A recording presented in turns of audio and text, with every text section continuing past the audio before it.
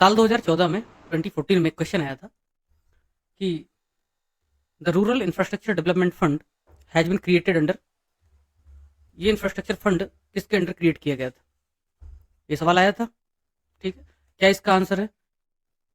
जरूरी नहीं कि आपने 2014 में पेपर दिया हो, ये सवाल मत, ये जवाब मत देना कि नाबार्ड। नाबार्ड। ओके, ये जवाब मत देना कि भाई मैंने एग्जाम दिया नहीं था, क्योंकि कॉमन सेंस का सवाल है। ठीक है, गांव का मामला है, रिजर्व बैंक सीधा कैसे देखेगा? या तो एग्रीकल्चर मिनिस्ट्री होगा। अब चूंकि रूरल इंफ्रास्ट्रक्चर की बात कर रहा है, रूरल इंफ्रास्ट्रक्चर, अब वो बाद में सॉल्व करेंगे कैसे कॉमन सेंस से कि भाई रूरल इंफ्रास्ट्रक्चर की बात कर रहा है, मतलब कृषि मंत्रालय तो खेती बाड़ी देखेगा, क्या ही देखेगा वो। रिजर्व बैंक बैंकिंग का देखता है, कैसे जाएगा वो। आप लोग म्यूट कर लीजिए खुद को प्लीज, ये आग्रह है मेरा आप सबसे, तो सीमलेस सेशन चल पाएगा। आप लोगों की आवाज़ सुन करके कुछ ऐसा बेहतर नहीं हो पाएगा, माफ़ कीजिएगा। अब बचता है ग्रामीण विकास मंत्रालय। लेट मी यूज पॉइंटर, क्या हो रहा है? ठीक है। तो ग्रामीण अवस्थापना कोष, रूरल इंफ्रास्ट्रक्चर डेवलपमेंट फंड, ये क्वेश्चन था। ठीक है, the rural infrastructure development fund has been created under, ग्रामीण अवस्थापना विकास कोष का सृजन किसके द्वारा किया गया है? अब सच कहूं मित्रों, आप लोग हंसोगे अभी, बट अगर इसको मैं सॉल्व करता तो मैं किसी ऑप्शन पे जाता ही नहीं। आप कैसे सॉल्व कर सकते हो, दो तरीके बताता हूँ। एक तो मैंने एक थीम, एक लॉजिकल गेसिंग का तरीका बताया था, वो था नॉमन का। इसमें से जिन मित्रों ने मेरे दोनों वीडियोस देखे होंगे उनको समझ में आता होगा कि ये नॉमन क्या भला है। और सच कह रहा हूँ, वो इतना शानदार ट्रिक है जिसकी मदद से आप 4-5 क्वेश्चन तो ऐसे ही सही कर सकते हो। नाबार्ड है ना, आपको नाबार्ड का फुल फॉर्म भी नहीं पता। मैं मान के चल रहा हूँ कि कोई ऐसी लड़की या कोई ऐसा लड़का है जिसने अभी 2 महीने पहले तैयारी शुरू की है, बट उसको कुछ नहीं पता नाबार्ड का फुल फॉर्म। यन से कोई गेस करेगा, नहीं कर पाएगा। ए से नहीं कर पाएगा, बी से नहीं कर पाएगा, ए से नहीं कर पाएगा। सबने पढ़ा है कि भाई रूरल और आर का संबंध है। क्यों? यहां पे लिखा है रूरल, यहां पे है आर, आर फॉर रूरल। यहां पे है डेवलपमेंट डी, यहां पे है डेवलपमेंट डी। और ये जो मैं बता रहा हूं तो आप लोग सोचोगे कि क्या मजाक कर रहा है। जाना और नॉमन वाला जो लॉजिकल गेसिंग है उसको देखना, ऐसे कितने क्वेश्चन है जो सॉल्व हो रहे हैं। और सच कहूं, यूपीएससी में भी ये ट्रिक बड़ी कारगर है। जो लोग मित्र यूपीएससी की तैयारी कर रहे होंगे, वहां पे खूब नॉमन चलता है। और कैसे चलता है? एक सवाल 2016 में आया था, संभवतः 2016 में ही था, करेक्ट करना मुझे। कुछ फैक्चुअल गलतियां कभी कभी इधर उधर हो जाता है, क्योंकि जो ब्रेन है, प्रेजेंस ऑफ माइंड है, डायलॉग डिलीवरी है, बहुत चीजें हैं एक साथ होती हैं, तो कई बार वो थोड़ा मिसमैच हो जाता है। उसको आप मेरे ज्ञान, मेरी अज्ञानता का प्रतीक या मेरी गलती अगर आप मानेंगे सीधे सीधे, तो आपका विवेक। आया था उसमें खराई कैमल, क्या आया था? खराई कैमल क्या है? अब मित्रों, यूपीएससी में सवाल पूछा था, जिसका जरा भी सेंस रहा होगा, खराई खारा, कैमल ऊंट। अरे भाई, खारे पानी में जो ऊंट रहता है, इस तरीके से अगर कॉमन सेंस निकलता तो वहां पे क्या हो जाता, सही हो जाता। मैं आपको ये चीज इसलिए बता रहा हूं ताकि आप रिलेट कर पाओ कि किस तरीके से कॉमन सेंस वर्क करता है। एक दूसरा क्वेश्चन बताता हूं मित्रों, आपको ज्यादा रिलेट कर पाओगे।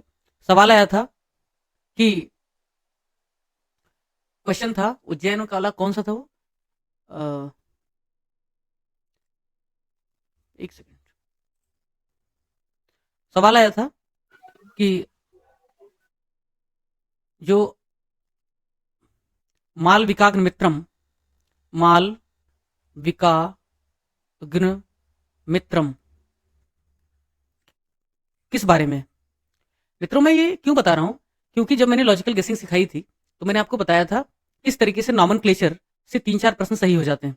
हंसने वाले हंसेंगे, यूट्यूब पे आजकल गालियां भी शुरू हो गई। मुझे थोड़ी सी खुशी भी हुई कि यार अभी तो एक ही तो वीडियो लोगों को दिखा है, तो इस तरीके से कर रहे हैं, तो मुझे लग रहा है कि इस पे भी गाली पड़ सकती है। लेकिन इस प्रश्न को सॉल्व करने का एक शानदार तरीका था। अगर आप इसको तोड़ लेते, मालविका, और यहाँ है मालविका अग्निमित्रम, अग्निमित्रम मतलब अग्निमित्र, नहीं भी पता है अग्निमित्र, अग्निमित्रम ऐसा करके आप कुछ देख सकते थे। इधर है मालविका, इधर है अग्निमित्र। अब मुझे बताओ मित्रों, प्रेम कहानी में एक लड़का होता है, एक लड़की होती है, कभी दोनों हंसते हैं कभी दोनों रोते हैं टाइप का गाना सुना ही है। एक लड़का है, एक लड़की है, ज्यादा संभावना भाई बहन होने की है, जो संस्कारी लोग करते हैं, या ज्यादा संभावना है प्रेमी प्रेमिका होने की? भाई बहन होंगे तो क्या ही ऐसा एक्स्ट्रॉर्डनरी काम कर दिया होगा झगड़ा करने के सिवाय कि उनका नाम यूपीएससी पूछेगा? निश्चित तौर पर ये प्रेमी प्रेमिका ही होंगे जिन्होंने इतिहास गढ़ा होगा या कुछ तो भी कांड किया होगा। तो मालविका और अग्निमित्र था, और दरअसल प्रेम कहानी ही है। ठीक है, बताने की जरूरत नहीं, यही आंसर था यूपीएससी में। मैं कहना क्या चाह रहा हूँ, ये जो नॉमन वाला खेल है, अगर आप एक बार ठीक से प्रैक्टिस कर लो, 4-6 साल 10 साल का प्रैक्टिस मेरे साथ कर लो, मैं आपको यकीन दिलाता हूँ 150 में से 4-5 प्रश्न से मार दोगे आप। ना विश्वास होगा तो आने वाले समय में जब 2022 का पेपर डिस्कस करूंगा देख लेना, ठीक है। तो नाबार्ड जैसे देखते वैसे ही रूरल डेवलपमेंट याद आता और यहाँ से रूरल डेवलपमेंट याद आता और गेम कर देते इसका। सवाल पूछने का उद्देश्य यह नहीं था, ये पीवाईक्यू डिस्कस करने का उद्देश्य यह नहीं था, ये तो लॉजिक सिखा दिया आपको, असली उद्देश्य आगे। बाउंसर सबसे पहले रखा था।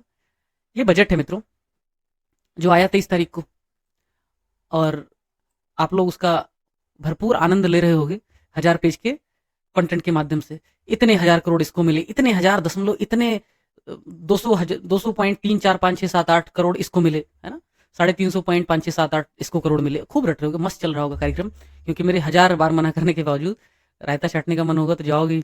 तो वो समझते हैं, आप लोगों को डिमीन नहीं कर रहा हूँ, एक्चुअली ऐसा होता है यार, कहते हैं ना आदत नहीं मानती ना, दुराती वो क्या है, दुराती दुग्राहम कुछ करके है कि भाई आदत जो है वो बहुत मुश्किल से ही छूटती है, तो आदत जल्दी जाती नहीं है, ठीक है।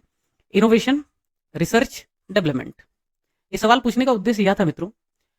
कह रहा है बजट क्या कह, बजट का ऑफिशियल डॉक्यूमेंट है, वहां से मैंने कॉपी पेस्ट मारा है। ऑपरेशनलाइजेशन ऑफ द अनुसंधान national research fund for the basic research and prototype development. मतलब भाई ऑपरेशनलाइजेशन मतलब क्रियान्वयन, हिंदी माध्यम की जनता ध्यान दे, क्रियान्वयन। गलती से कुछ स्पेलिंग गलत लिख दूंगा तो कमेंट बॉक्स में मत बोलना मैंने गलत लिख दिया, ठीक है, हो जाता है।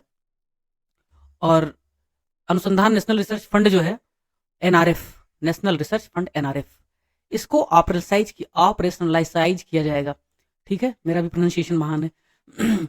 फिर कहा गया private sector driven research and innovation at commercial scale with a financing pool of 1 lakh crore. Screen दिख रही मित्रों, स्क्रीन दिख रही क्या? यस।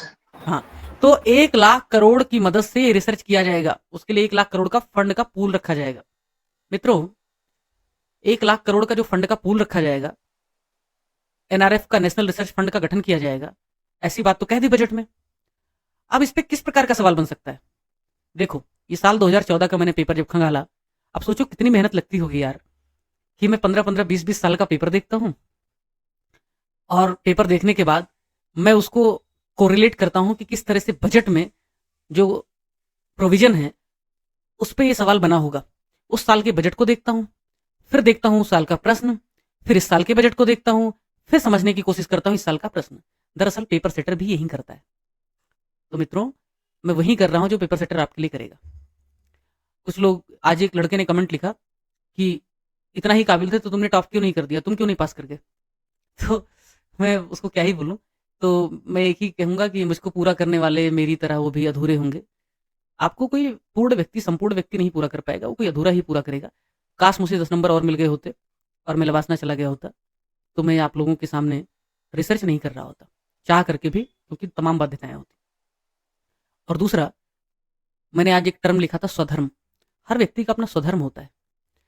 शायद मैं आईएएस भी बन जाता, ज़्यादा डिफरेंस तो था नहीं, ईडब्ल्यूएस होता तो आईपीएस तो पक्का ही बन जाता। अगर मैं आईपीएस भी बनता तो भी मैं पढ़ाता ही, और शायद छोड़ के नौकरी फिर से पढ़ाता, क्योंकि जिस नौकरी में हूँ ठीक ठाक ग्रोथ है, और इतना अच्छा ग्रोथ है कि बस यूपीएससी वालों से कुछ ही साल में पीछे हूँ, ठीक है। तो वो तनाव मत लो आप लोग, और वो प्रमोट होकर वो बन जाऊंगा। तो समस्या इस बात की है कि ज्वाइंट सेक्रेटरी के लेवल पे मैं पहुंच जाऊंगा रिटायरमेंट तक, लेकिन उसके बावजूद भी मैं नौकरी छोड़ रहा हूँ, लगभग मन बना लिया है, इसीलिए क्योंकि मुझे पढ़ाना पसंद है। मैंने लॉ भी किया है, मैं प्रैक्टिस करूंगा, तो मेरे लिए समस्या नहीं है जीवन में, अच्छे ढंग से मस्त रहूंगा, क्योंकि मेरा जो स्वधर्म है वो यही कहता है कि मैं ये काम करूँ। मुझसे किसी की नौकरी होगी नहीं, चाहे वो सरकार की हो चाहे वो प्राइवेट की हो। मेरे पास ऑफर थे कि मैं कुछ कोचिंग में जाके पढ़ाऊँ, 2-3 साल का कॉन्ट्रैक्ट हो जाता, ठीक ठाक पैसे मिलते, मेरी सैलरी की लगभग 2-3 गुनी सैलरी मिल जाती मुझे, लेकिन उसके बावजूद मैं नहीं जा रहा हूँ। क्यों? क्योंकि मुझे किसी की नौकरी नहीं करनी, एक्चुअली मैं किसी के अंडर काम नहीं करना, ताकि मैं मनमाफिक जो भी कर सकता हूँ करूँ, उनके मैंडेट के हिसाब से काम ना करूँ। तो ये बताने का उद्देश्य ये है कि कितना मैं रिसर्च करता हूँ, कितना काम करता हूँ एक एक क्वेश्चन को कोरिलेट करने में। और जब आपके टेस्ट सीरीज में जब मैं दूंगा, जब मैं एक एक डाउट में क्लियर कर दूँ, मुझे रोज क्वेश्चन आता है टेस्ट सीरीज का शेड्यूल दे दीजिए। अरे भाई मैं लिख दूँ 1 तारीख को ये टेस्ट, 2 तारीख को ये टेस्ट, उस शेड्यूल को ले लोगे, क्या हो जाएगा उससे? कितने टाइम टेबल लोग बनाते हो? मैं शेड्यूल तभी फिक्स करूंगा जब मैं रिसर्च कर लूंगा कि इस टॉपिक पे, इस सब्जेक्ट पे इतने क्वेश्चन बनेंगे, और मैं इस प्रायोरिटी के हिसाब से इस असेंडिंग डिसेंडिंग ऑर्डर में ये टेस्ट दे पाऊंगा। उसके पहले लॉजिक सिखाता रहूंगा, पीवाईक्यू सिखाता रहूंगा, आपका स्किल डेवलपमेंट करता रहूंगा। और यकीन करो कि ये सब जब कर ले जाओगे, वो प्रश्न बड़ी आसानी से सॉल्व होगा। अब देखो अगला प्रश्न आप कैसे आसानी से सॉल्व करोगे। इस साल बजट में इसकी प्रोविजन किया गया था, इसकी वजह से नाबार्ड के बारे में या रूरल इंफ्रास्ट्रक्चर डेवलपमेंट के बारे में सवाल पूछ लिया। अब मैं एक सवाल आपसे पूछता हूँ, नेशनल रिसर्च फंड का प्रोविजन किया गया है, 1 लाख करोड़ रुपए दिए गए हैं, और मुझे बहुत बहुत संभावना है, this is the high yielding topic, कि ये प्रीलिम में सवाल आएगा। और सवाल आएगा मित्र ये 2024 लिख दिया है प्रीलिम। इसका जवाब दो मुझे। आप लोगों ने सबने रायता चाट लिया होगा, ऐसा मैं मान के चल रहा हूँ, तो आपने पढ़ा ही होगा कि कितने कौन से मिनिस्ट्री के अंडर ये एनआरएफ का गठन किया गया। कोई जवाब दे सकता है मुझे इसमें से? मुझे पूरा यकीन है आप लोगों में से कुछ तो होगे जो इसका जवाब जानते होगे। Anyone please? कृषि मंत्रालय। कौन सा मंत्रालय? Agriculture ministry. National research fund का गठन एग्रीकल्चर मिनिस्ट्री। कोई कॉमन सेंस लगाया या ऐसे कुछ पता था आपको? क्योंकि जैसे कि अभी क्योंकि R&D एग्रीकल्चर में ज्यादा, मतलब कि एग्रीकल्चर की प्रोडक्टिविटी को बढ़ाने के लिए मैंने सोचा कि इन सब में रिसर्च एंड डेवलपमेंट। सर मुझे लगता है मिनिस्ट्री ऑफ एजुकेशन होगा क्या? और कोई मित्र? Sir ministry of science and tech. तो क्या होता है मित्र, common sense is common but not so common, it's uncommon actually. कैसे होता है कि कॉमन सेंस वहां लगाना चाहिए जहां उसका सही से आप सटीक से एप्लीकेशन कर पाओ। इसका जवाब यहाँ है, ये देखो गवर्नमेंट वेबसाइट से मैंने देखा कि ऑपरेशनलाइजेशन, क्रियान्वयन की बात कर रहा है बजट, मतलब अप्रूवल पहले मिल गया है, ऑपरेशनल अब होगा। दूसरा सवाल इसमें बन सकता है, बजट में पहली बार नेशनल रिसर्च फंड का प्रोविजन किया गया है और इस पर कैबिनेट का अप्रूवल होना बाकी है, ऐसा भी सवाल आ सकता है। जबकि ये सवाल गलत है। क्यों? क्योंकि ऑलरेडी कैबिनेट ने अप्रूव कर दिया है इसको 28 जून 2023 को। 23 जुलाई के बजट के बहुत पहले इसका अप्रूवल मिल चुका है। और इसका जवाब यहां है मित्रों, ये लो हाईलाइट करता हूं। The department of science and tech will be the administrative department of NRF। National research fund का जो एडमिनिस्ट्रेटिव डिपार्टमेंट होगा वो NRF होगा, ऐसा उन्होंने बताया था। अब मुझे नहीं पता कि बजट के बाद वो ऐसा कुछ चेंज करने वाले हैं या नहीं, एक बार फिर से इस फैक्ट को आप वेरीफाई कर लेना, लेकिन अभी तक की जानकारी के हिसाब से ये है। अब मैं शुरू से पढ़ाता हूं, आपको आगे लेके चलता हूं। ये सवाल इसलिए पूछा ताकि आपकी आंखें खुल जाए, आपको समझ में आए किस तरीके से यूपीपी से सवाल पूछने जा रहा है। सिर्फ टेस्ट रटने से, दुर्घटना चक्र से कॉपी करने से, सस्ते माल कॉपी करने से टेस्ट नहीं बन जाता है। उसके लिए चाहिए अनुसंधान, उसके लिए चाहिए रिसर्च। इतना क्रिटिसिज्म अभी ही कर रहा हूँ, आगे नहीं करूंगा। अभी इसलिए कर रहा हूँ ताकि थोड़ा सा कई बार कंट्रास्ट करना पड़ता है। तो एक सेकंड। और एक बात, जैसे कि मैंने बताया है कि मेरा स्वभाव है कि इंटीग्रेटेड जो प्रिपरेशन है मैं उसमें यकीन रखता हूँ, तो मैं सिर्फ प्रीलिम के फैक्ट नहीं रटा सकता, मुझसे होगा ही नहीं मित्र। अच्छा, कल एक थोड़ा सा क्लैरिफिकेशन, मैंने माफी मांग लिया था एक्चुअली, लास्ट में पूछा था तो वो कैपिटल गेन्स वाला जो 12.5 और 20 वाला है वो चेंज हो गया था। शॉर्ट टर्म में मैंने बता दिया था आपसे कि भाई 12.5 है और लॉन्ग टर्म पे 20 है। अभी जो चेंज किया है एक्चुअली इसका रिवर्स था, ठीक है, देख लेना एक बार। और एक दूसरी चीज है, नॉन फाइनेंशियल एसेट वाला मैंने वेरीफाई नहीं किया है एक बार, क्योंकि मैंने डॉक्यूमेंट पूरा वेरीफाई नहीं किया था। एक बार देख लेना कि संभवतः वो 3 साल वाला जो क्राइटेरिया है वो सब पे नहीं है, नॉन फाइनेंशियल एसेट पे कुछ दूसरा है। एक अर्पण करके है अपने बैच ग्रुप में, तो उन्होंने इसको ध्यान दिलाया है कि 2 चीजें तथ्य वेरीफाई कर लीजिएगा, मैं दे दूंगा खुद आदि। एक नया प्रोविजन जो है इसका बजट का, उसका प्रोविजन है कैपिटल एक्सपेंडिचर। कैपिटल एक्सपेंडिचर इसको कहते हैं हिंदी में पूंजीगत व्यय। क्या कहते हैं? पूंजीगत व्यय। पूंजीगत व्यय में 2 साल पहले सबसे मासिव ग्रोथ देखा गया था जब हमने 10 लाख करोड़ रुपए खर्च किए थे। आप सभी लोग खुद को म्यूट कर लीजिए, फिर से आग्रह करता हूं। तो 10 लाख करोड़ रुपए लगभग खर्च किया गया था मित्रों, थोड़ा सा उसमें और बढ़ा दिया गया। और जो कैपेक्स है, कैपेक्स मतलब कैपिटल प्लस एक्सपेंडिचर, मतलब कैपिटल एक्सपेंडिचर पूंजीगत व्यय, उसे अब 11 लाख करोड़ रुपए कर दिया गया है। सवाल यह भी आ सकता है कि पूंजीगत व्यय कितना किया गया है, तो जवाब उसका है 11 लाख करोड़ रुपए। और बाकी जो एप्लीकेशन बेस्ड क्वेश्चन है वो देखो किस तरीके से होने वाले हैं। मित्रों मैं एक बात बता देता हूं, 2 प्रकार के खर्चे होते हैं। वो मित्र जो 2 महीने हुआ है, 4 महीने हुआ है, प्रिपरेशन करना चाह रहे हैं, मेरी कोशिश रहेगी वो भी प्रीलिम क्वालिफाई करें, वो भी कर सकते हैं, कोई बड़ी रॉकेट साइंस नहीं है। रेवेन्यू एक्सपेंडिचर और एक कैपिटल एक्सपेंडिचर, सिंपल सी बात है। अब ये मत कहना कुछ लोग घुस करके कि इसमें ये डिफिनेशन उसमें ये डिफिनेशन, मैं बहुत जनरलाइज तरीके से बताता हूं आंसर। क्यों? क्योंकि कॉमन सेंस जनरल थिंग्स ही पूछी जाती हैं। अब MSME के डिफिनेशन एमएसएमई किस किस प्रकार का होता है, अगर ये सवाल पूछना शुरू कर दोगे तो बार बार बदलता रहता है, कैपिटल के हिसाब से भी होता है, उसके हिसाब से भी होता है, इन्वेस्टमेंट के हिसाब से भी। मैं बहुत डीप में घुसूंगा नहीं क्योंकि वो सवाल आएगा नहीं, इसलिए क्रॉस क्वेश्चन करने से पहले आप सवाल की प्रकृति समझ लीजिए, उसके बाद ही किया कीजिए। जो कैपिटल एक्सपेंडिचर है उसको कैपिटल एक्सपेंडिचर इसलिए कहते हैं क्योंकि वो परमानेंट या दीर्घ अवधि के लिए किया गया खर्च होता है। दीर्घ अवधि रेवेन्यू जो होता है वो एक ही साल के अंदर टेम्परेरी रूप से जो खर्च किया जाता है वो होता है। उदाहरण के लिए सरकारी कर्मचारियों के जो खर्चे हैं, उनकी सैलरी, उनका पेंशन, वो है रेवेन्यू एक्सपेंडिचर। और कोई पुल बना दिया, वो है कैपिटल एक्सपेंडिचर। ये उनके लिए जो नए हैं, मुझे उनका भी ध्यान रखना है। इंक्लूसिव डेवलपमेंट बहुत जरूरी है। दूसरा आर्टिकल जो एक्सप्रेस में छपा या हिंदू में, मुझे ध्यान नहीं किससे लिया मैंने, या बिजनेस स्टैंडर्ड, 3-4 अखबारों से मैंने निकाला है कि प्लेसिंग थ्रस्ट ऑन इंफ्रास्ट्रक्चर। जो चीजें बहुत हाईलाइट हो रही हैं, जो चीजें दुनिया के सारे अखबार कवर कर रहे हैं, सही भारत के सारे अखबार कवर कर रहे हैं, उन पे सवाल आने की संभावना ज्यादा है क्योंकि पेपर सेटर वहीं पढ़ रहा है। और इस सामान्य बात को ये बड़ी बड़ी कोचिंग वाले क्यों नहीं समझते, समझ में नहीं आता। उठाते हैं बजट का डॉक्यूमेंट और चेप देते हैं। Spending on infrastructure has doubled in the past 3 years from 1.7% of GDP to 3.4% now. एक चीज तो क्लियर हो गई एक बार को पढ़ने से कि भाई अब तक का हाईएस्ट है। अच्छा, हाईएस्ट इसलिए भी है यार कि कॉमन सेंस देखो, अगर सवाल पूछ ले कि इंफ्रास्ट्रक्चर पर, सवाल मैं पूछता हूं आप सब जवाब दो, इंफ्रास्ट्रक्चर पर अब तक का सर्वाधिक खर्च किया गया है, तो भाई ये कोई सब्सिडी तो है नहीं, ये कोई सब्सिडी तो है नहीं कि खर्चा बेकार में जा रहा है। वो भी बेकार में नहीं जा रहा, वो भी वेलफेयर डेमोक्रेसी का अप्रोच है, लेकिन सरकार के नजरिए के हिसाब से अगर मान लो बेकार में भी जा रहा है तो उस पर कम कर दोगे, जैसे फूड और फर्टिलाइजर पर किया। ये जो खर्चा है वो तो कैपिटल एसेट, पुल, सड़क, अस्पताल, स्कूल, इनको क्रिएट करने के लिए किया जा रहा है। तो इन पे तो दिन ब दिन खर्चा बढ़ाना चाहिए ना, ताकि ड्यूरेबल एसेट, दीर्घकालिक एसेट क्रिएट हो सके। तो मित्र, जब दीर्घकालिक एसेट आपको क्रिएट करना है तो हर साल आपको कुछ ना कुछ अमाउंट बढ़ाते रहना पड़ेगा। तो 2022 में जो खर्चा हुआ 2023 में उससे बढ़ जाएगा, 2024 में उससे बढ़ जाएगा। कोई अपवाद ना हो जाए, सरकार के पास पैसे ही खत्म ना हो जाए, या कुछ बड़ी आपदा ना आ जाए, उस युद्ध ना हो जाए, उसको छोड़ दिया जाए। तो इस तरीके के जो खर्चे होते हैं वो साल दर साल बढ़ते जाते हैं।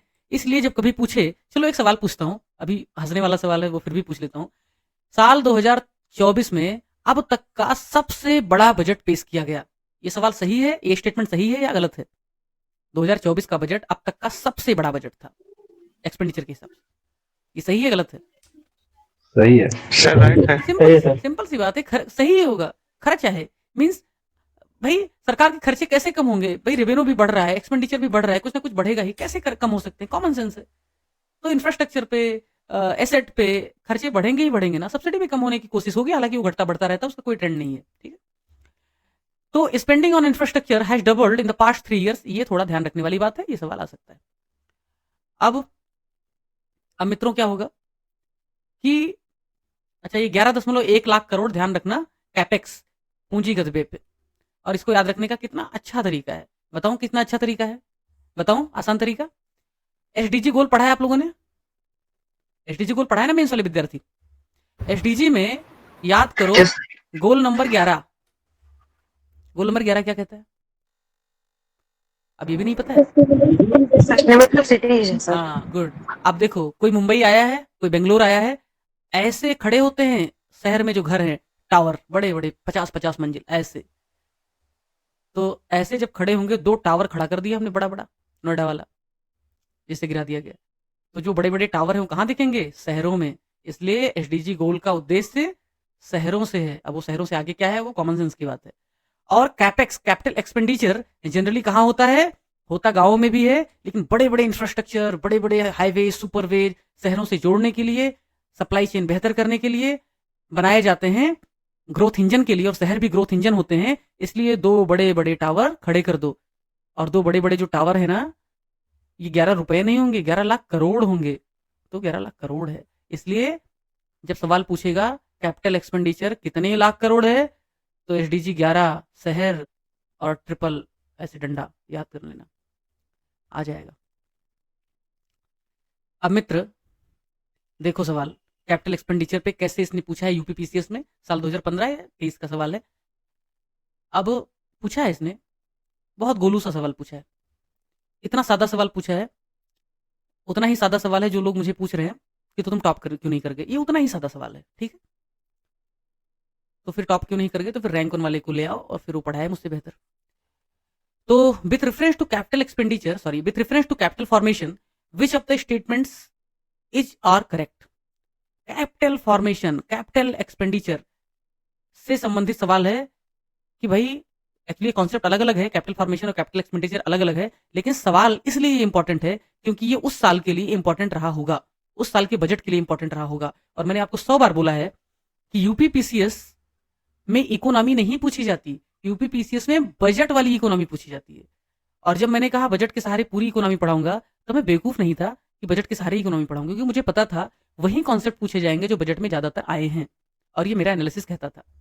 नहीं तो मैं इकोनॉमी उठाता कोई किताब और उसमें से रटा देता आपको, रटो जीडीपी कैसे काउंट की जाती है, रटो जीएनपी कैसे उसकी कैलकुलेशन की जाती है, और पूछता है नहीं वो।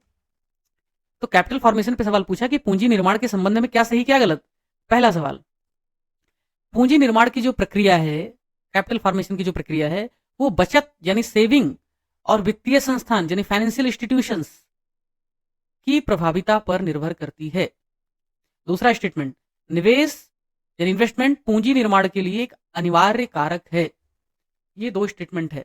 पहला, पूंजी निर्माण के लिए जो कैपिटल फॉर्मेशन है उसके लिए सेविंग होना जरूरी है और फाइनेंशियल इंस्टीट्यूशन होना जरूरी है।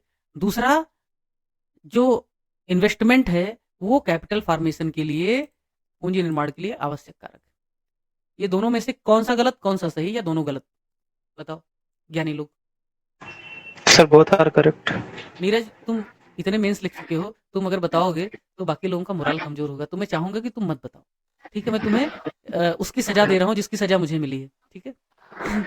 तो ज्ञान की तुमको सजा मिल रही, तुम्हें नहीं बताना है। आज से तुम बैन हो गए, ठीक है?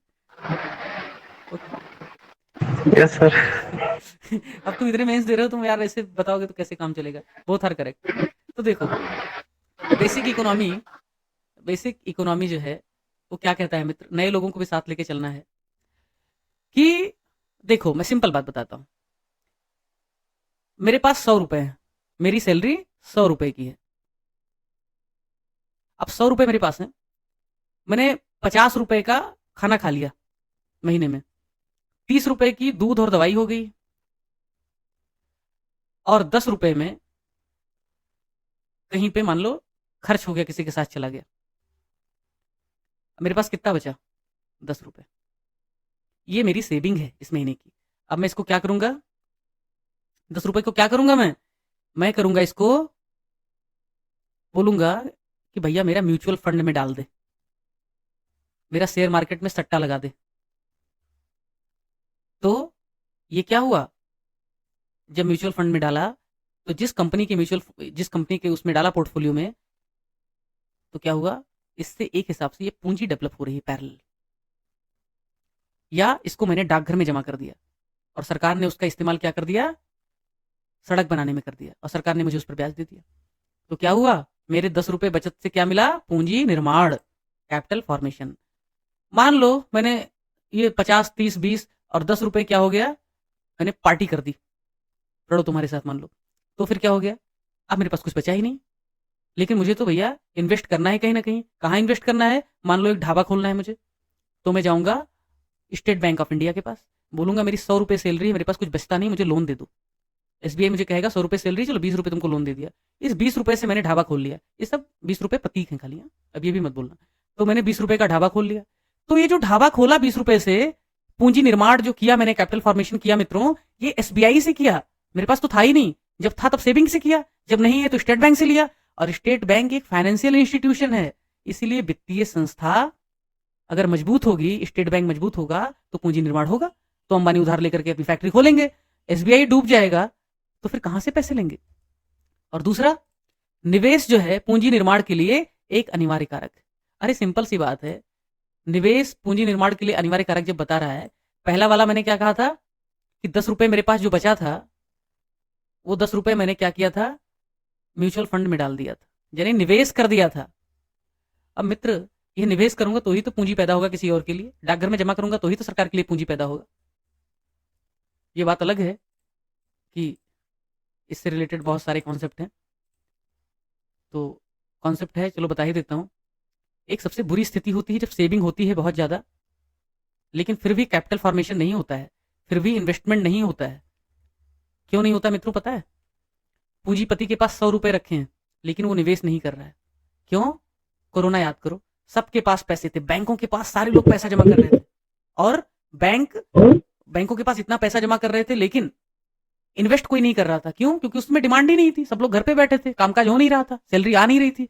तो फैक्ट्री लगा भी देंगे तो कौन खाएगा, कौन सामान लेगा? तो फैक्ट्री तो डूब जाएगी ना।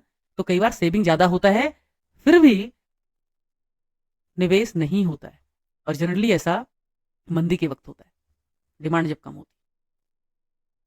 प्रीलिम 2024 के लिए आपके लिए मैंने क्वेश्चन बना के दिया है। देखो मित्रों, क्वेश्चन है कुल कैपिटल एक्सपेंडिचर कितना है? अब जवाब याद हो गया होगा, डंडा खींचो शहर वाला, क्योंकि कैपिटल कैपिटल पूंजी शहर, शहर मतलब वही एसडीजी 11, एक और बढ़ा लो 11.1 लाख करोड़। ये अब तक का अधिकतम है, ये भी ठीक है। Infrastructure sector has been allocated the highest, यानी कि अवसंरचना वाला जो क्षेत्र है उस पर सबसे ज्यादा पैसा खर्च किया गया है। और इसकी ये सत्य है या असत्य है, ये आप आज का आपका होमवर्क है। ये सही है या ये गलत है, ये आपका होमवर्क है, जाके देखना, काम भी करो। 2023 यूपीपीसीएस में देखो क्या पूछा था, कैपिटल एक्सपेंडिचर बजट से रिलेटेड, पीएम गति शक्ति। पीएम गति शक्ति इसलिए पूछा था क्योंकि पीएम गति शक्ति के बारे में 2022 से बड़ा हल्ला चल रहा था कि पीएम गति शक्ति कब शुरू किया गया, तो नेशनल इंफ्रास्ट्रक्चर फंड कब शुरू किया गया, ये सवाल आ सकता है। इसमें 7 इंजन है। अब सिंपल सी बात है, पीएम गति शक्ति के बारे में अगर जरा भी समझ रहा होगा या नहीं समझ रहा होगा तो मुझे बताओ मित्र, साफ साफ लिखा है राष्ट्रीय अवसंरचना pipeline, national infrastructure pipeline. Infrastructure में 7 चीजें हैं, सड़क है, रेल है, एयरपोर्ट है, बंदरगाह है, कम्युनिकेशन इंफ्रास्ट्रक्चर है, सी पोर्ट, रिवर पोर्ट है, लॉजिस्टिक अवसंरचना मतलब ढुलाई के लिए माल, कोल्ड स्टोरेज, ब्ला ब्ला ब्ला। यार बताओ, इंफ्रास्ट्रक्चर की बात कर रहा है और सड़क और रेल और एयरपोर्ट की बात कर रहा है, तो यार सड़क रेल एयरपोर्ट क्या इंफ्रास्ट्रक्चर नहीं है क्या? अच्छा 5 का बच्चा बता देगा तो सही है। और दोनों स्टेटमेंट बहुत क्लोजली जुड़े हुए हैं, इसलिए दोनों या तो सही होंगे या तो गलत होंगे। 2018 साल 2018 नेशनल इंफ्रास्ट्रक्चर पाइपलाइन 2020 से 30 के लिए, और एनआईपी का जो ऑब्जेक्टिव है वो क्या है, इंफ्रास्ट्रक्चर फॉर ऑल।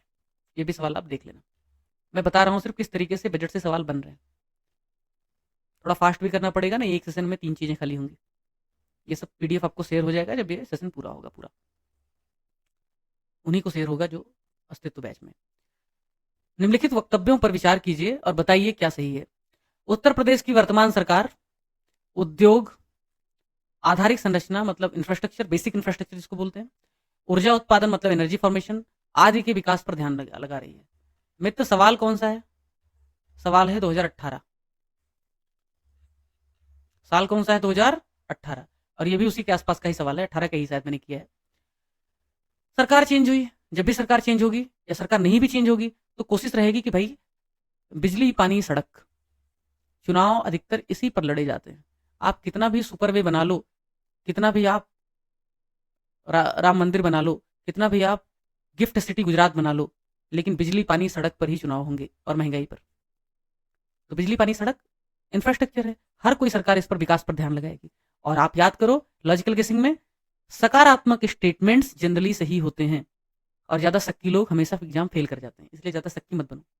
आप देखो दूसरा स्टेटमेंट, ये तो असर्शन था, रीजनिंग देखो, भारी निवेश आर्थिक विकास को सुलभ बनाता है।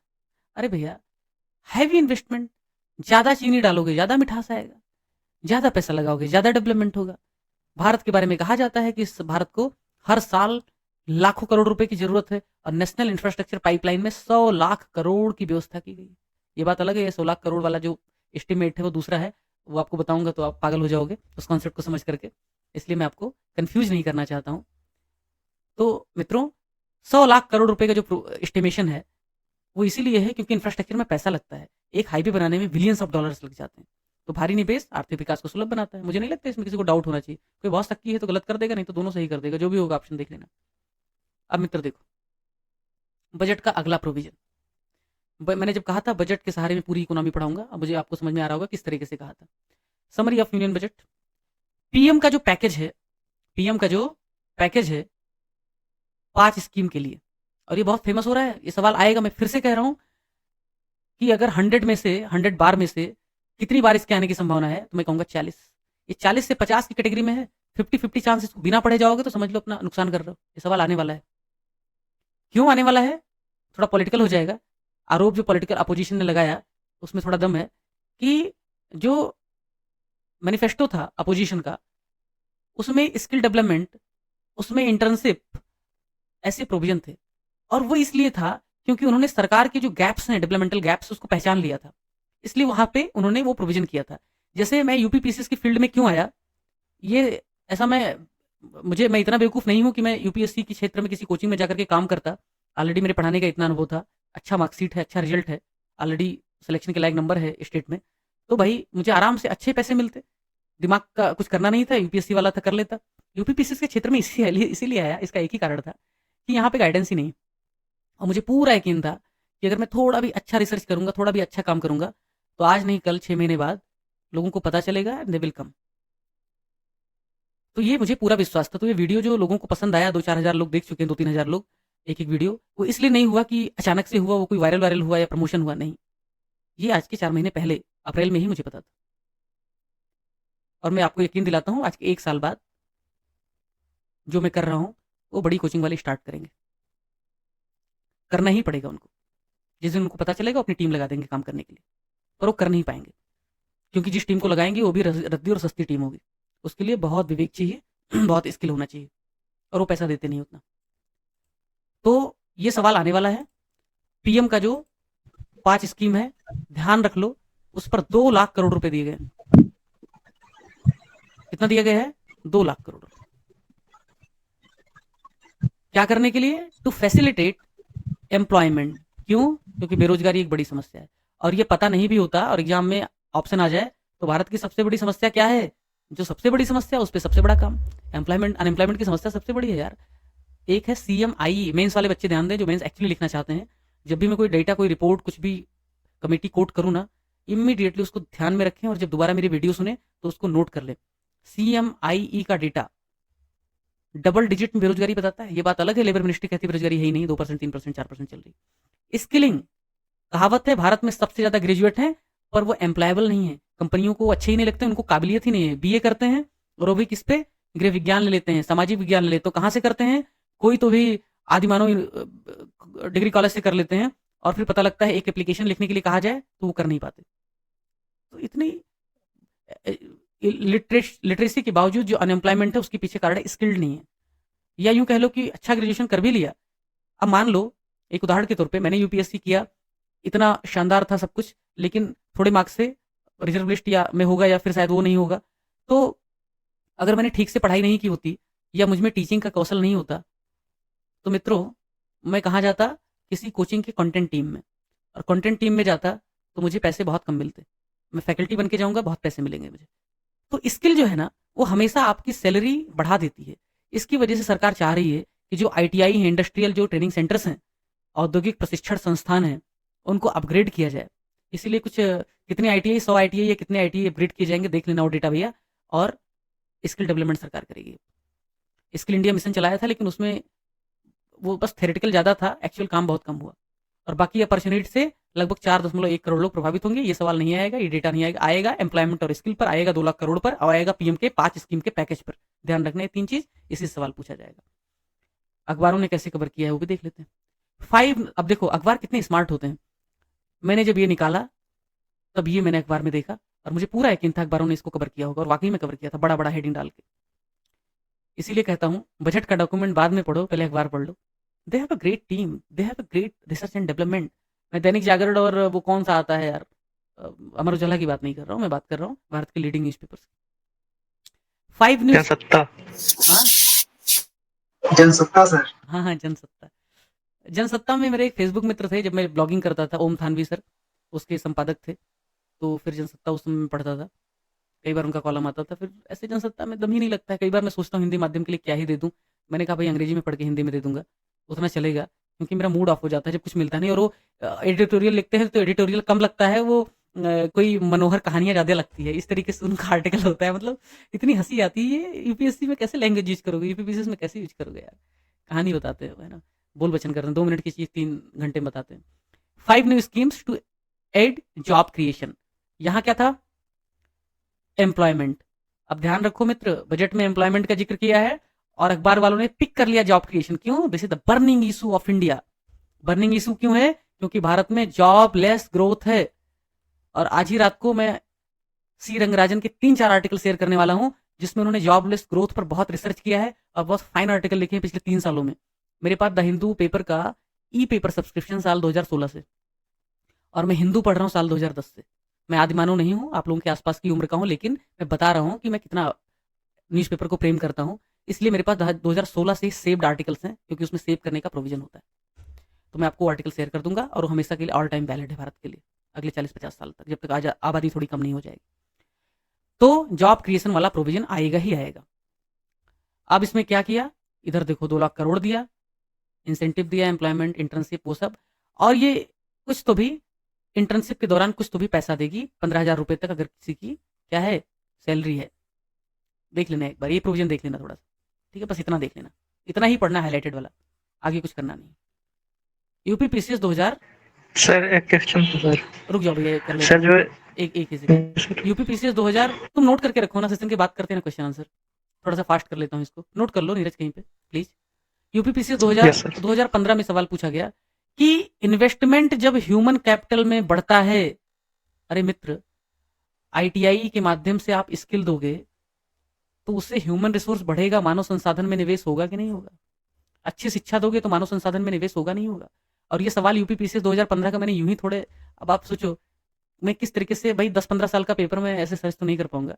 कीवर्ड्स कैसे डालता हूँ, ह्यूमन कैपिटल, स्किल डेवलपमेंट, ऐसे कीवर्ड से सर्च करता हूँ, आधे घंटे तक सर्च करता हूँ पूरा, और फिर आपके लिए क्वेश्चन लेके आता हूँ। ये काम कहाँ करते हैं लोग, है ना, लोगों को तो बस क्वेश्चन बना देना है फैक्ट वाला। तो जो ह्यूमन कैपिटल है उसमें निवेश किया ना, अरे भाई एम्प्लॉयमेंट दे रहे हो आप, स्किल डेवलपमेंट कर रहे हो लोगों का, इंटर्नशिप करवा रहे हो उनसे, और उससे क्या होता है, ये सवाल 2015 में पूछ लिया, इस बार फिर से पूछेगा, इसको रिसफल करके, क्योंकि उसके पास ये डॉक्यूमेंट है। Proper utilisation of resources. हाँ भाई, 100 रुपए है, उसका आप जा करके पार्टी कर लो, ब्लू लेवल पी लो, वो अच्छा, या उस पैसे से बच्चे को अच्छे स्कूल में एडमिशन करा दो, वो अच्छा। निश्चित तौर पर ये यूटिलाइजेशन ऑफ रिसोर्सेस है, प्रॉपर, उचित उचित समुचित। इंक्रीज इन प्रोडक्टिविटी, निश्चित तौर पर मित्र, एक इंसान ज्यादा स्किल्ड रहेगा, ज्यादा काबिल रहेगा, वो देश के ज्यादा काम आएगा। जब वो फैक्ट्री में जाएगा, ज्यादा प्रोडक्शन अच्छा होगा, रिसर्च करेगा, वो काम आएगा। यही एक आदमी अंगूठा टेक है, वो ज्यादा रिसर्च और डेवलपमेंट करेगा, निश्चित तौर पर उत्पादकता में वृद्धि होगी। डेवलपमेंट ऑफ स्किल, अरे बाबा कह तो रहा है आईटीआई बनाएंगे तो स्किल डेवलपमेंट होगा, साफ साफ कह रहा होगा, उपरोक्त सभी। अब मुझे बताना पड़ेगा कौन सा आंसर है इसका, फिर भी प्रीलिम फेल होते हो। यूपीपीसीएस 2014, निम्नलिखित में से, और ये सब उसी आर्टिकल पर बेस्ड है, प्राइम मिनिस्टर का जो इन्वेस्टमेंट है। क्यों? हर साल बजट में कुछ ना कुछ ऐसा होता ही है।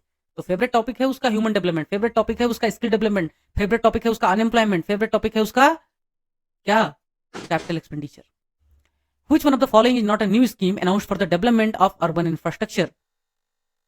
तो कौन सा नई स्कीम नहीं है, देख लेना, स्कीम पे सवाल बनता है। यूपीपीसीएस 2023, जिन्होंने दिया होगा ध्यान दे, गलत हुआ वो बहुत ज्यादा ध्यान दे। आर्थिक विकास में मानव संसाधन का योगदान, मैंने कहा ना फेवरेट टॉपिक है ह्यूमन डेवलपमेंट, पूछेगा ही पूछेगा यार। तो ये थीम है, तब जब मैं 75 ब्लॉक टेस्ट देने की बात कर रहा हूं तब इसी थीम पर दूंगा मित्र, ह्यूमन डेवलपमेंट की थीम पकड़ूंगा, उसकी स्कीम्स देखूंगा, उस पर एक्सपेंडिचर देखूंगा, उसके क्या क्या पहलू है वो देखूंगा, उस ऑप्शन में डाल दूंगा, बजाय इसके कि मैं कुछ भी डाल दूं। इफेक्ट्स ऑफ इकोनॉमिक डेवलप, और इसके लिए समय लगता है, जो मित्र पूछते हैं शेड्यूल बता दो, नहीं होता ऐसे। Effects of economic development on population, आर्थिक विकास का जनसंख्या वृद्धि पर प्रभाव। अरे भाई आर्थिक विकास होगा, ज्यादा पैसे आएंगे, आप शिक्षित होगे, आप पॉपुलेशन मैनेजमेंट के मेजर्स अपनाओगे, निश्चित तौर पर जनसंख्या वृद्धि कंट्रोल होगी। जनसंख्या वृद्धि का आर्थिक विकास पर प्रभाव, अरे भाई जनसंख्या वृद्धि ज्यादा होगी, अनएम्प्लॉयमेंट बढ़ेगा, गरीबी बढ़ेगी, रिजर्वेशन को लेकर के, अनएम्प्लॉयमेंट को लेकर के झगड़े होंगे।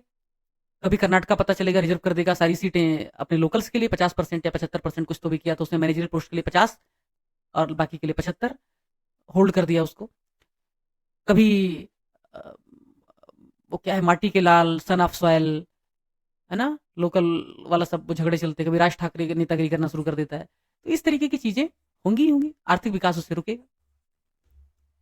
दोनों सही। अब आता है MSME, favourite topic of public service commission. MSME favourite topic. मुद्रा लोन, बताने की जरूरत नहीं है मुद्रा लोन क्या है, क्योंकि ये सदाबहार टॉपिक हो गया पिछले कुछ सालों से, जब से इसको लॉन्च किया गया और इसकी लिमिट बढ़ा दी है। तो पहला क्वेश्चन यहीं से मिल गया मित्र, लिमिट कितनी कर दी है देख लेना, बाकी सब रबिश है। दूसरा एक सवाल पूछता हूं मित्र, चलो अच्छा पहले बता देता हूं, यही वाला जो मैंने हाईलाइट किया है वही वाला पढ़ना है। मैंने जान ऑलरेडी आपके लिए काम कर दिया है, मैत्रेय कहता हूं तो ऑलरेडी आपके मोक्ष का प्रबंध कर दिया है। आपको ज्यादा कुछ तपस्या करने की जरूरत है नहीं, फिर भी करना चाहते हो तो कर लो सस्ते माल से। इकोनॉमिक सर्वे क्या कहता है, एमएसएमई भारत में 2022 के डेटा के हिसाब से टोटल मैन्युफैक्चरिंग आउटपुट का, यानी कि 100 यूनिट अगर उत्पाद हो रहा है, विनिर्माण हो रहा है, 100 यूनिट विनिर्माण, विनिर्माण मतलब यहां आएगा ना, विनिर्माण हो रहा है, तो उसमें से 35 यूनिट एमएसएमई करता है। एमएसएमई मतलब माइक्रो स्मॉल मीडियम एंटरप्राइजेज, बहुत छोटा सा, उससे थोड़ा बड़ा सा, मध्यम सा, ऐसे लघु उद्योग। और जो एक्सपोर्ट है ना मित्र, उस एक्सपोर्ट में टोटल 45% का योगदान करता है। मेंस जिनको जिनको भी देना है, लगता है प्रीलिम पास कर लेंगे, मैंने कहा है 75% लोगों को मैं प्रीलिम पास करा दूंगा अगर उन्होंने मेरे कहे अनुसार काम किया तो। 25% इसलिए मार्जिन रखा है क्योंकि 25% लोग होंगे जो मुझे गाली देंगे, तो उनके लिए मैं हमेशा पोल में ऑप्शन रखता हूँ, उनकी अभिव्यक्ति की आजादी का सम्मान करता हूँ, तो हमेशा पोल में ऑप्शन रखता हूँ कि ताकि वो मुझे गाली दें। पता चलता है कितने लोग ऐसे भी हैं, तो 2-3 लोग होते हैं, ऐसे 4 लोग होते हैं, तो मुझे खुशी होती है ये संख्या बढ़ नहीं रही। जब वो संख्या बढ़नी शुरू हो जाएगी तब मैं विचार करना शुरू कर दूंगा कुछ तो गड़बड़ गया है ना। तो इसीलिए मैं ऑप्शन हमेशा देता हूँ। कुछ लोग मुझे कहते हैं मेरे कंटेंट से ज्यादा मेरा पोल अच्छा होता है, पता नहीं। तो 75% लोग तभी कर पाएंगे जब वो इस बात का पालन करेंगे। और मैंने पहले भी कहा है कि मुझे 8 घंटे ऑफिस भी करना होता है, मुझे जीवन में बाकी काम भी होते हैं, जैसे कि आज डिपार्टमेंट की तरफ से मुंबई और पुणे जोन के लगभग 300 लोग थे, वो 300 लोग जुड़े थे ऑनलाइन जेंडर सेंसिटाइजेशन पर, मुझे बोलने के लिए आमंत्रित किया गया था। 3.5 घंटे तक मैंने लगातार बोला, सारे पिलर डिस्कस किए, और बहुत खुशी की बात है कि बाद में लगभग आधे घंटे तक क्वेश्चन आंसर सेशन हुआ, और लगभग सभी ने इस बात की तारीफ की कि मैंने जो सेशन किया, ट्रेनिंग सेंटर के हेड ने बोला कि 15-16 सेशन अब तक हो चुके हैं कई सालों मिला करके, इतना बेहतर सेशन आज तक मैंने नहीं देखा। और मुझे बहुत खुशी होती है कि इस तरीके की रिकॉग्निशन जब मिलती है डिपार्टमेंट में, तो लगता है नहीं अब डिपार्टमेंट छोड़ के टीचर बन जाना चाहिए मुझे। तो भाई ये जो एक्सपोर्ट है 45% है, कुल विनिर्माण में जो एक्सपोर्ट होता है, और जो कुल मैन्युफैक्चरिंग होती है उसका 35% है। ये मेंस में जब भी एमएसएमई पे क्वेश्चन आएगा सीधा सीधा चिप के आ जाना, और अभी दिखाता हूँ क्वेश्चन कैसे आया है। और प्रीलिम में अगर इस तरीके से सवाल आ गया तो भी करके आ जाना। मुद्रा की लिमिट कितनी बढ़ा दी है, 20 लाख कर दी है, तो वो भी करके आ जाना। चलो प्रीलिम के लिए क्वेश्चन क्या हो सकता है, मुद्रा लोन की लिमिट कितनी बढ़ा दी है, एक्सपोर्ट में इतना कितना कंट्रीब्यूशन, ये आ सकता है। और मेंस का क्वेश्चन कैसे आ सकता है वो देखो मित्र, ये प्रीलिम वाला है, सॉरी। 2024 के प्रस्तुत आर्थिक सर्वेक्षण के अनुसार एमएसएमई के बारे में सही कथन की पहचान कीजिए। ये मैंने क्वेश्चन फॉर्म किया है। 2022 के डेटा के अनुसार एमएसएमई का विनिर्माण में कुल हिस्सा 35% है, सही है। एमएसएमई में जो उत्पादन है, एमएसएमई मेड जो उत्पादन है, उसका निर्यात में कुल भागीदारी 45% है, सही है। Both A and B are correct. कोई डाउट नहीं। यूपीपीसीएस 2014 एमएसएमई में कैसे सवाल पूछा था, मैं कहता हूं असली मैत्रेय तो पीवाईक्यू है, गाइडिंग फोर्स है, उसी को अपना पायनियर बनाओ। नहीं बना सकते तो मैं कर रहा हूँ रिसर्च आपके लिए, और अकेले सब कुछ हो नहीं पाएगा। रोज 16-17 घंटे काम करता हूँ तो मैं जीवन को चला पा रहा हूँ, बट ज्यादा समय कर नहीं पाऊंगा, तो उसके लिए मुझे रखने पड़ेंगे लोग, 4-5 लोग अच्छे रखने पड़ेंगे जो इंटरव्यू वगैरह देकर रखें या मेंस देकर रखें 2-3 बार, अच्छे स्टूडेंट्स, और उनको रखने के लिए लगता है रिसोर्स, और रिसोर्स मैं अपनी सैलरी से नहीं दे सकता। इसकी वजह से बेयर मिनिमम हेल्प चाहिए लोगों से, लेकिन वो समस्या वही है कि ये बात लोग नहीं समझते। हेल्पलाइन जो उद्यमी है उसका मतलब क्या है, एमएसएमई के बारे में सवाल था। तो मित्रों एमएसएमई उसका फेवरेट टॉपिक है, एमएसएमई से रिलेटेड कुछ भी प्रोविजन बजट में होता है सीधा सीधा सवाल वो पूछ लेता है। सदाबहार टॉपिक जो हैं यूपीपीसीएस के, उनकी मैं एक लिस्ट बनाऊंगा, subject wise topic wise divide करूंगा बजट की प्रोविजन, करंट अफेयर, जो कुछ भी है। इसीलिए मैंने अपने मेंस के स्टूडेंट से बोला है कि मुझे हर करंट अफेयर की मैगजीन दुनिया में जो कुछ भी है, जो वनडे एग्जाम्स यूपीपीसीएस को डील करती है, उसका सिंपल पीडीएफ भेज दो। मैं कोई प्लेगरिज्म नहीं करने वाला, फिर से कहता हूँ, लेकिन मुझे रिसर्च करने में बहुत आसान होगा, सर्च करने में आसानी होगी। आप लोग जिसके पास भी है पीडीएफ जो सर्च कर सकते हैं ठीक से, वो मुझे भेज दो, ताकि मैं इस तरीके से कीवर्ड सर्च करूँ तो मेरा समय बचे, ठीक है। बाकी जब रिसोर्स हो जाएंगे, टीम रख पाऊंगा, तो मैं उनसे करवाऊंगा ये काम। मेंस में सवाल कैसे बनेगा मित्र, पहले बता देता हूँ। यूपीपीसीएस मेंस 2018 में कैसा सवाल पूछा गया है। यूपीपीसीएस मेंस 2018 में सवाल पूछा गया है, सूक्ष्म, लघु और मध्यम MSME भारत में आर्थिक समृद्धि मतलब इकोनॉमिक डेवलपमेंट और एम्प्लॉयमेंट वृद्धि के वाहक हैं, करियर हैं। इस कथन का परीक्षण कीजिए, एग्जामिन कीजिए। जो मित्र अब तक मेंस नहीं लिखे हैं उनको मैं बता दूं, ये जो पुछल्ले शब्द हैं, टेलेंडर जो वर्ड हैं, एग्जामिन, परीक्षण करना। परीक्षण मतलब सिंपल समझो, टेस्ट लेना। किसी को टेस्ट ले रहे हो, जब आप टेस्ट लेते हो तो आप तारीफ भी करते हो जो सही सवाल करता है, गलत करता है तो आलोचना भी करते हो। मतलब तारीफ भी बताना है, बुराई भी बताना है। एग्जाम का मतलब यही है मित्र। लेकिन ज्यादा तारीफ करना है, क्यों? क्योंकि उसके पहले का स्टेटमेंट सकारात्मक है। मेंस के बच्चों को मैं बार बार सिखाता हूँ लाइव आंसर राइटिंग में, जब ओपनिंग स्टेटमेंट सकारात्मक है और बाद में क्रिटिकल एग्जामिन या परीक्षण करने के लिए कहे, तो आप लगभग 60 से 70% फेवर में सकारात्मक बात करो। 30% चुनौतियां या चैलेंज बताओ, कमी मत बताओ। चैलेंजेस, कमी कुछ ऐसा होता नहीं है, चैलेंजेस होते हैं, ठीक है। कोई व्यक्ति दिव्यांग है तो उसकी कमी नहीं है, उस चैलेंज है, that is different kind of challenge, right. Bharat में जॉबलेस ग्रोथ, मैंने पहला जो आर्टिकल था अनएम्प्लॉयमेंट वाला और प्राइम मिनिस्टर की 5 स्कीम, उसको और MSME को मिला दिया है जानबूझ करके। भारत में जॉबलेस ग्रोथ एक बड़ी चुनौती है। मतलब भारत में इन्वेस्टमेंट तो दुनिया का 3रे नंबर पर हो रहा है, चीन और अमेरिका के बाद, लेकिन ग्रोथ तो है पर जॉब नहीं है। 7-8% हम ग्रोथ तो हासिल कर रहे हैं जीडीपी में, पर नौकरी नहीं है। CMIE का डेटा पढ़ना, किस तरीके से बेरोजगारी भारत में बड़ी समस्या है। पढ़ने की क्या जरूरत है यार, बेरोजगारी की क्या पहचान नहीं पा रहे हो? सरकारी नौकरी के लिए इसी तो हम लगे हैं ना। MSME इसमें कैसे हेल्प कर सकता है, चर्चा कीजिए, डिस्कशन, ओपन एंडेड टॉपिक। ये आपका टारगेट है, आप कमेंट बॉक्स में इसके पॉइंट्स लिख के भेज दो, कल के सेशन में इस पर चर्चा करूंगा। और ये वैसा ही कुछ सवाल है जैसे इधर है, तो मेंस की भी तैयारी साथ में होती रहेगी। अब फिर से वही सदाबहार टॉपिक आ गया, रिसर्च एंड डेवलपमेंट वाला, जहां से शुरू किया था वहीं पे आ गए। और ये बहुत इंपॉर्टेंट है, very very very very important.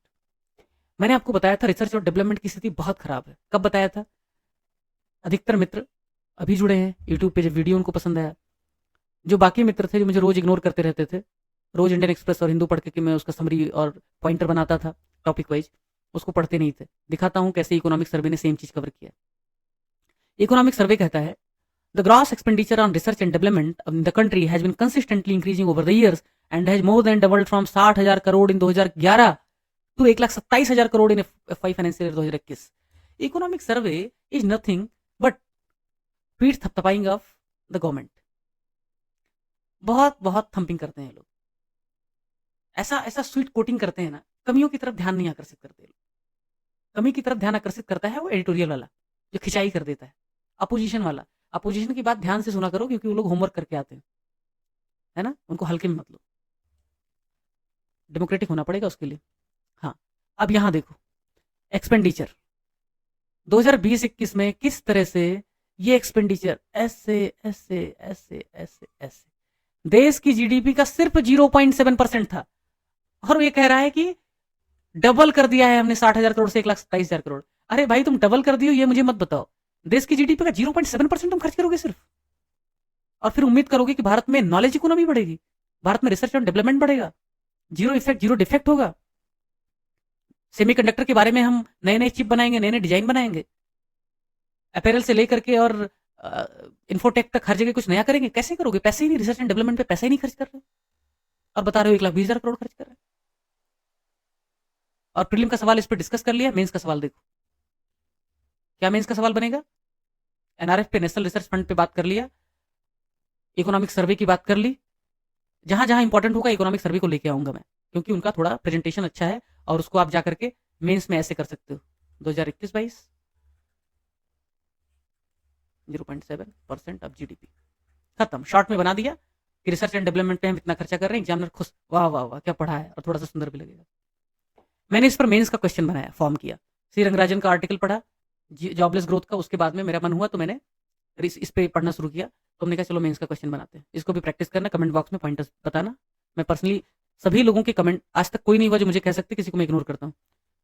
कम से कम रोज मैं 20 लोगों से बात करता हूँ फ़ोन पे, कम से कम 250 मैसेजेज आ चुके हैं मुझे 2-3 दिनों में। सबके मैसेज का जवाब देता हूँ, कॉल अटेंड करता हूँ, कितना भी बिजी रहूँ। तो कोई भी मुझे कभी भी कॉल कर सकता है, कभी भी मैसेज कर सकता है, मैं उसको अटेंड करूँगा निश्चित तौर पर, अगर मैं बहुत बिजी नहीं होऊँगा तो। भारत को, और कल मैं फ्री हूँ, कल सेशन नहीं होगा, तो कल मुझे बिल्कुल हर कोई कॉल कर सकता है। 100 कॉल आएँगे, 100 कॉल उठाऊँगा। भारत को जिसको गाइडेंस चाहिए कर सकता है, मुझे कोई समस्या नहीं है। पर्सनल कुछ पूछना चाहता है पूछ सकता है। और 3 महीने बचे हैं, शुरुआत अगर सही दिशा में होगी तो ज़्यादा फायदा होगा।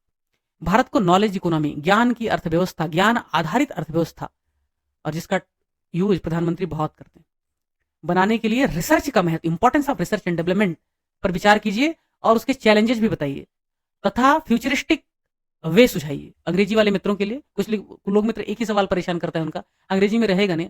अरे भाई कितने बड़े अंग्रेज हो यार, इतना हिंदी सामान्य है, इतना अंग्रेजी सामान्य है।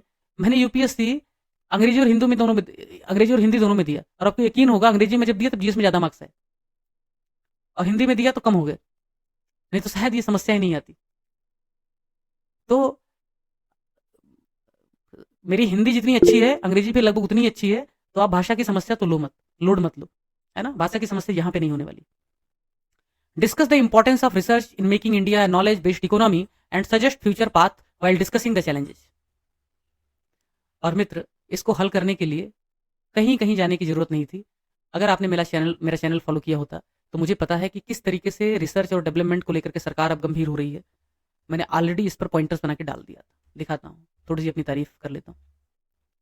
ये आर्टिकल था 10 जुलाई का आर्टिकल था। बजट के पहले लगातार आर्टिकल आ रहे थे, 100 आर्टिकल आए। मैंने इंपॉर्टेंट समझा रिसर्च और डेवलपमेंट को। मैंने लिखा, भारत में रिसर्च और डेवलपमेंट की हालत बहुत खराब है, कुछ तथ्य और आगे की राह। सब पढ़ने के बाद मैंने अपनी भाषा में समराइज किया। गूगल ट्रांसलेशन नहीं है, ये भावानुवाद है, ये शब्दानुवाद नहीं है। और 4 लाइन में सब खत्म कर दिया। ये पूरा रिसर्च और डेवलपमेंट का 1 पेज का, मैंने कहा एक टॉपिक 1 पेज का नोट्स, 1 पेज भी नहीं मित्र। इंडिया का R&D पर कुल खर्च जीडीपी का 0.7% है, जबकि चीन 2.1%, यूएसए 2.8 और साउथ कोरिया 4.2। इकोनॉमिक सर्वे के आने के बहुत पहले मैंने ये एनालिसिस कर ली थी। इकोनॉमिक सर्वे बाद में बताया, मैंने पहले ही कह दिया कि भाई चीन में इतना है, साउथ कोरिया में इतना, यूएसए में इतना, भारत सिर्फ 0.7 खर्च कर रहा है। फिर भी इकोनॉमिक सर्वे खुद की पीठ थपथपा रहा है। अरे भाई कंपेरिजन करो, सब कुछ कंपेरेटिव है। मेरी तारीफ तब करो जब बाकियों के साथ तुलना मेरी करो, है ना। मेरी तुलना उनके साथ मत करो जो नायब तहसीलदार बन करके खुद को टॉपर समझ रहे हैं, क्योंकि मैंने छोटे छोटे पोस्ट को हाथ भी नहीं लगाया, ठीक है, और लोगों के हक में पोस्ट छोड़ा है। तो please don't compare with them. चीन कुल $525 बिलियन खर्च करता है रिसर्च पर, जबकि भारत $58 बिलियन। R&D पे सवाल आएगा तो निश्चित तौर पे इसको कोट करके आना मेंस में, बहुत फायदा होने वाला है मित्र, बहुत फायदा। बजट 2022-23 में वित्त मंत्री ने कुल 50,000 करोड़ रुपए के फंड से नेशनल रिसर्च फाउंडेशन बनाने का प्रस्ताव रखा है, और इस बार 1 लाख करोड़ रुपए का प्रस्ताव रखा है। तो खर्च तो कर रहे हैं, पर फिर भी काम तो कहीं गड़बड़ है, जो कि इतना कम है। कम खर्च के क्या कारण है? क्योंकि मैंने पूछा है यहाँ पर कि नॉलेज बेस्ड इकोनॉमी में रिसर्च का क्या इंपॉर्टेंस है, चुनौतियां क्या हैं। चुनौतियां हैं कम खर्च, इंपॉर्टेंस क्या है, 1000 इंपॉर्टेंस है, बताता हूं, और राह क्या है आगे। कम खर्च के कारण क्या है? मैं जब भी कुछ भी पॉइंटर्स डालता हूं, तीनों डायमेंशन, प्रॉब्लम क्या है, प्रोविजन क्या है, वे फॉरवर्ड क्या है, कभी भी एक डायमेंशन नहीं बताता। निजी क्षेत्र के रिसर्च एंड डेवलपमेंट में कमी है। क्यों? 100 रुपए जो खर्च होते हैं उसमें अकेले 56 रुपए सरकार खर्च करती है, और आप देख ही रहे हो 50,000 करोड़ पिछले साल, 1 लाख करोड़ इस साल। अगर प्राइवेट सेक्टर ने भी इतना किया होता तो कितना हो जाता। चीन में सरकारी खर्च सिर्फ 15% है, 85 रुपए तो खर्च करते हैं वहां की प्राइवेट कंपनियां। यूके में सिर्फ 7 रुपए खर्च करती है सरकार 100 में, बाकी निजी क्षेत्र करता है। आगे की राह क्या हो सकती है मित्र? कारपोरेट सोशल रिस्पॉन्सिबिलिटी, CSR जिस तरीके से मैंडेटरी कर दिया प्राइवेट सेक्टर के लिए, तो मजबूरी में करना पड़ता है झक मार के। वैसे ही रिसर्च एंड डेवलपमेंट के लिए मिनिमम 2% अपनी प्रॉफिट का खर्च मैंडेटरी कर दो कानून बना करके, तब तो करोगे। और करोगे तो टैक्स में छूट दे दे सरकार, तो और खुश हो जाएंगे वो। ना खर्च करने पर यह पैसा नेशनल रिसर्च फंड में चला जाएगा, लैप्स हो जाएगा उनका, और वो सरकार को मिल जाएगा NRF में। राज्यों को रिसर्च और डेवलपमेंट पर खर्च करने के लिए 0.5% अतिरिक्त उधार लेने की परमिशन दी जाए। कल ही बताया था, राज्यों को बेचारों को उधार भी लेना होता है तो भीख मांगते हैं कि परमिशन दे दो मालिक, उधार ले लूं, है ना। तो ऐसा किया था। और मित्र लास्ट में आपके लिए, रिसर्च सिर्फ अर्थव्यवस्था में नहीं, जीवन में भी जरूरी है, जिसे आत्म परीक्षण कहते हैं, और एग्जाम में हर जगह जरूरी है। और सुकरात कहता है मित्र, unexamined life is unworthy to live. बिना परीक्षण के, बिना परीक्षाओं से गुजरा हुआ जीवन जीने के योग्य तक नहीं होता है, सुअर की तरह होता है। आज की सभा यहीं खत्म।